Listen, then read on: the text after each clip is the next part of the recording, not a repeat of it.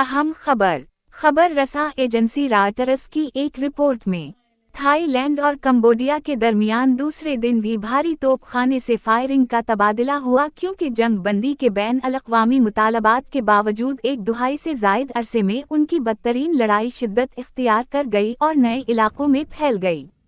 जुमा को थाईलैंड की फौज की तरफ से जारी की गई फुटेज में दिखाया गया है कि ड्रोन कंबोडिया की फौज पर बम गिराते हैं, जो दोनों ममालिक के बुद्धा के करीब है। थाईलैंड और कंबोडिया ने जंग बंदी के बैन अल-अक़वामी मुतालबात के बावजूद जुमा को दूसरे दिन भी भारी तोपखाने से गोलाबारी की।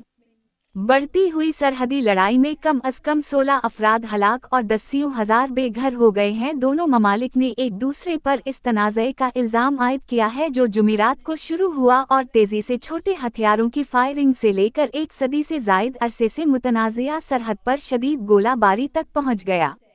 थाईलैंड का इल्ज़ाम है कि कंबोडिया ने जानबूझकर शहरियों को निशाना बनाया है, जबकि कंबोडिया का इल्ज़ाम है कि टाइलर क्लस्टर गोला बारूद इस्तेमाल कर रहा है। एक मुतनाज़िया और वसी पैमाने पर मजम्मत करने वाले आर्डिनेंस थाईलैंड के कायम मकाम वज़ीर आज़म ने कहा कि कंबोडिया ने मुतअद्दिद मुहाज़ों पर टैक्स शुरू किया है और थाईलैंड अपने इलाके का दिफा कर रहा है।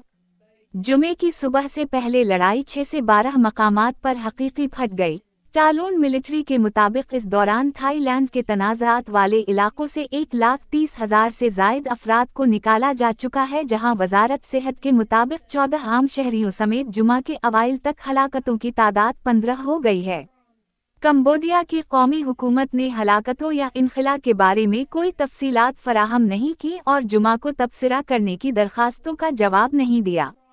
अमरीका और मलाइशी के वज़ीर आज़म इब्राहीम की जानिब से फौरी तौर पर दुश्मनी के खात्मे पर जोर दिया गया है, जबकि टैलून वज़ारत ख़ारिजा के तर्जुमान ने तीसरे ममालिक की जानिब से सालिसी की पेशकश को मुस्तरद कर दिया है या कुछ देर के लिए खोल दिया जाएगा, उससे पहले कि फायरमैन के खात्मे से सूरत-ए-हाल मज़ीद शिद्दत इख्तियार कर गई है और हालत जंग की तरफ बढ़ सकती है।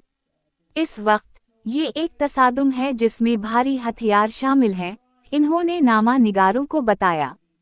कंबोडिया के वज़ीर आज़म हनमानीट ने एक सोशल मीडिया पोस्ट में कहा कि इन्होंने अपने मलाइशी के हम मनसब अनवर इब्राहीम की तरफ से तजवीज़ करदा जंग बंदी से इत्तिफ़ाक़ किया है, जो आसियन के इलाकाई ब्लॉक के सरबराह हैं, जिन्होंने इन्हें बताया था कि फॉमथम ने भी इत्तिफ़ाक़ किया है।